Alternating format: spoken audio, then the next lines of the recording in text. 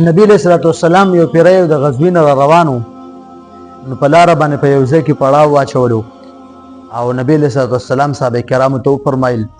چې د نن شپې به دا څوکیداري څوک وکړي نو 2 صحابه کرام چې هغوی خپل ځان منتخب کړو یو مهاجر صحابي او یو انصاره صحابي نبی علیہ الصلوۃ والسلام دوی ته یو غار او یو ډیری وښودله چې تاسو لاړ شئ په دغه باندې کښېنئ او د مسلمانانو پیره کوئ او چې کله تاسو د دشمن سیاره محسوس کوئ نو بیا موږ ته اطلاع راکوئ چې کله دا دواړه حضرات هلته لاړلو او په غار باندې دواړه کېناستل څه ساعتو نو بیا دې دواړو مشوره وکړله چې که چېرې دواړه ټوله شپه ویښ یو نو هسې نو چېرته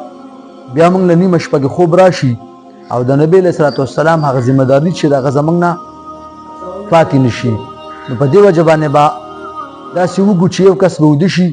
او دا دویم کس چې دا پیره